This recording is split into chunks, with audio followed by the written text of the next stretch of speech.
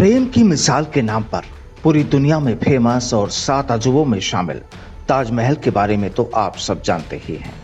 आप में से बहुत सारे लोगों ने तो इसका दीदार भी किया होगा और ताजमहल के पीछे की कहानी भी आप सब जानते ही हैं कि शाहजहां ने अपनी मोहब्बत का इजहार करने के लिए अपनी बेगम मुमताज की याद में इस महल को बनवाया था।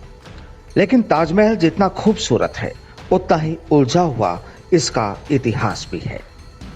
साल 1965 से ये विवाद चले आ रहे हैं।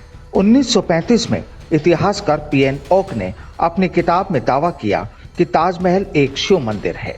उसके बाद 2015 में आगरा के सिविल कोर्ट में ताजमहल को तेजो महालय मंदिर घोषित करने की याचिका दाखिल हुई। उसके बाद 2017 में बीजेपी सांसद विनय कटियार ने यूपी के सीएम योगी आदित्यनाथ को ताजमहल को तेजो महल घोषित करने की मांग रखी।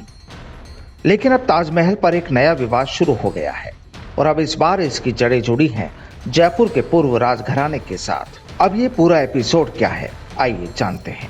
दरअसल पूर्व राजघराने की राजकुमारी और वर्तमान में सवाई माधोपुर से सांसद दिया कुमारी ने आगरा के ताजमहल पर एक अनोखा दावा किया है। उन्होंने कहा है कि ताजमहल उनके पैलेस की प्रॉपर्टी है।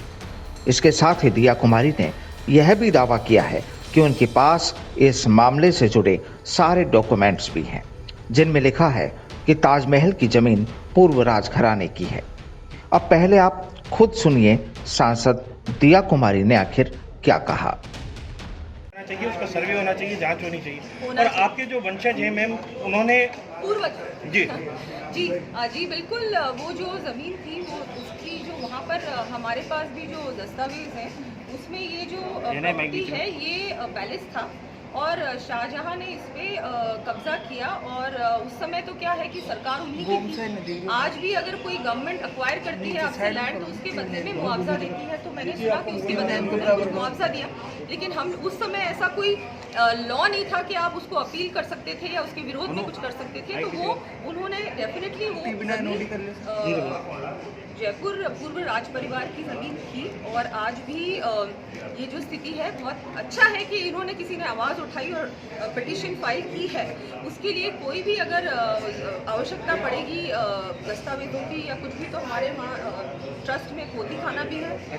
जो भी डॉक्यूमेंट्स हैं हम लोग प्रोवाइड करेंगे। अगर कोर्ट आदेश देगा तो डेफिनेटली। आपने अभी तक देखा होगा, क्या डॉक्यूमेंट में क्या है, उनके अंदर क्या मेंशन है? वो डॉक्यूमेंट्स में यही है कि उन्होंने इसको लिया था, उस समय उनको अच्छा लगा तो उन्होंने उसको अक्वायर कर लिया। क्या कोई टेम्पल था वहाँ पर?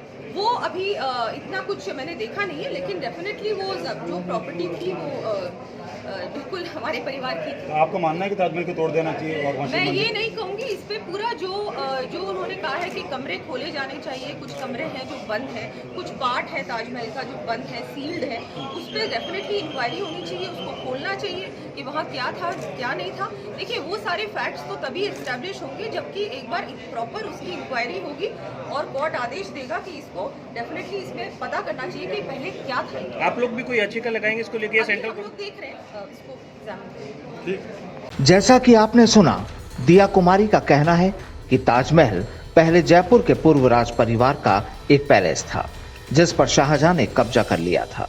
उन्होंने ये भी कहा कि जब शाहजहां ने जयपुर परिवार का वह पैलेस और लैंड ली थी उस समय उनकी मुगल सरकार थी, इसलिए कोई भी उनका विरोध नहीं कर सके।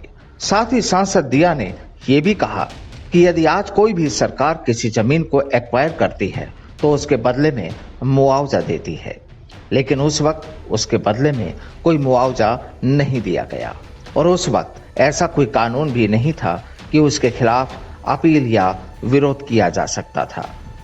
आपको बता दें कि दिया कुमारी ने बुधवार को जयपुर में पत्रकारों से रूबरू होते हुए इस बात का खुलासा किया और साथ ही उन्होंने ये भी कहा उस वक्त इस पर कब्जा कर लिया गया था।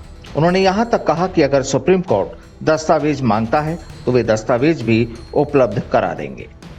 जाहिर सी बात है कि दिया कुमारी के इन बयानों के बाद अब नया पेज फंसता जा रहा है। इधर जयपुर में दिया कुमारी ने यह दावा कर दिया तो वहीं दूसरी ओर अयोध्या के भाजपा नेता डॉक्टर रजनीश सिंह ने भी इलाहाबाद हाई कोर्ट की लखनऊ बेंच में एक याचिका दायर की है और इस याचिका में उन्होंने ताजमहल के बंद 20 कमरों को खोलने के निर्देश देने की मांग की है।